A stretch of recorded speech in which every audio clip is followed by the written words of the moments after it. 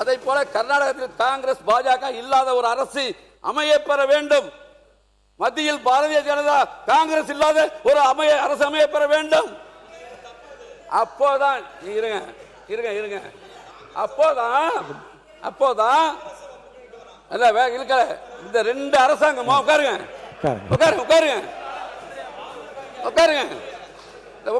அமைச்சர் உட்காருங்க. இந்த ரெண்டு அரசாங்கமா உட்காருங்க, சொல்லி முடிச்சிடுறேன். நீங்க 5 பேர் எம்எல்ஏ உட்காருங்க அம்மா, மாண்புமிகு உறுப்பினர் உட்காருங்க, நான் சொல்லி முடிச்சிடுறேன்.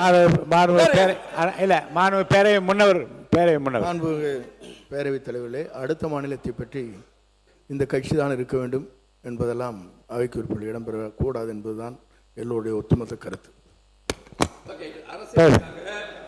கர்நாடக அரசியலுக்காக அங்க இருக்கிற டிகே சிவகுமார் ஒரு சொட்டு தண்ணீர் கூட தமிழ்நாடு தரமாட்டாங்க. இப்ப மேகதாது கட்டணம்னு வச்சுங்க, இப்ப கபினிலிருந்து வரக்கூடிய எக்ஸஸ் வாட்டர் கடந்த ஒரு மாதமா நமக்கு 10,000, 15,000, 20,000, 30,000, நேற்றுக்கு 8,000 கனடி தண்ணீர் கபினிலிருந்து நமக்கு வருது மேட்டூருக்கு. இந்த மேகதாது அணை கட்டினா நம்முடைய மரியாதைக்குரிய சகோதரி சொன்னாங்க, சௌமியா பாட்டாளி கட்சியுடைய தலைவர், தருமபுரியிலேருந்து 4 கிலோமீட்டர், நம்ம தமிழ்நாடுலேருந்து 4 கிலோமீட்டர் சொல்லி இந்த மேகதாது அணை கட்டப்பட்டால் இந்த 10 நாட்களாக வந்த உபரி நீர் தடுக்கப்படும். அங்கே ஒரு சொட்டு தண்ணீர் கூட தமிழ்நாட்டுக்கு வராது. எங்களுடைய டெல்டா பாலைவனமாகும். ஒரு காலத்தில் இலங்கையிலிருந்து அகதிகள் வந்ததை போல எங்களுடைய டெல்டா பகுதி விவசாய தொழிலாளர்கள் பாதிக்கப்படுவார்கள், வேதனையோடு சொல்கிறோம். இதை அப்படியே தடுத்து நிறுத்த வேண்டிய பொறுப்பு நம்முடைய முதலமைச்சருக்கு அனைத்து தகுதி இருக்கு. இன்னைக்கு தான் 100 நாள் தான் நம்முடைய முதலமைச்சர் பதவியேற்று 10/5/2026 பதவியேற்றாங்க. நம்ம சட்டமன்ற உறுப்பினர்லாம் 11ஆம் தேதி பதவியேற்றோம். 100 நாள் தான் ஆகுது. 100 நாட்களுக்குள்ள பல்வேறு திட்டங்களை கொண்டு வந்திருக்கிற நீங்கள் நம்முடைய நாட்டின் நிதிநிலையை சரி செய்து 90 நாள் 3 மாசம் 90 நாள் சரி சாரி உறுப்பினர்கள சாரி மறந்து வச்சுங்க.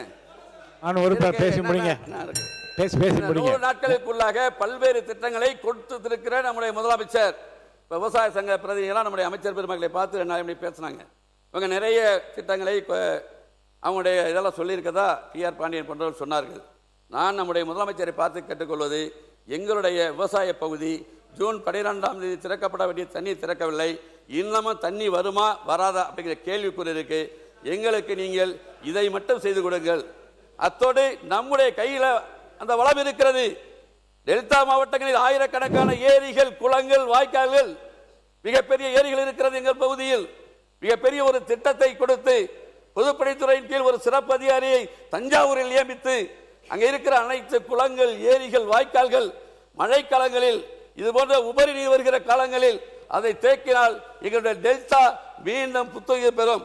குடிக்க தண்ணி கிடைக்கல. நாகப்பட்டினம் உப்பு தண்ணி 200 அடிக்கு எங்க போரெல்லாம் போயிடுச்சு. இதை எடுக்க கடல் தண்ணி இருக்கு, அடக்க அதிகம். அந்த பிரஷர்ல எங்க நீடாமங்கலம் நீடாமங்கலம் வருது. அதனால ஒரு குடிநீர் கிடைப்பதற்கு வழிவகை செய்ய வேண்டும். அனைத்து திறமைகளையும் ஒருங்கே பெற்றிருக்கிற நம்முடைய முதலமைச்சர், இளைஞர்கள் அமைச்சர்கள், இளைஞர்கள் சட்டமன்ற உறுப்பினர்கள், இளைஞர்களால் எதை வேண்டுமானாலும் செய்ய முடியும் என்று இருக்கிற இந்த நிலையில் எங்களையும் நீங்கள் காப்பாற்றுங்கள், எங்களுக்கு வாழ்வழிகளை சொல்லி முடிக்கிறேன். நன்றி, வணக்கம். பிளே ஸ்டோர் மற்றும் ஆப் ஸ்டோரில் இருந்து பாலிமர் செயலியை QR கோடு மூலம் பதிவிறக்கம் செய்யுங்கள். செய்திகளை உடனுக்குடன் பெறுங்கள்.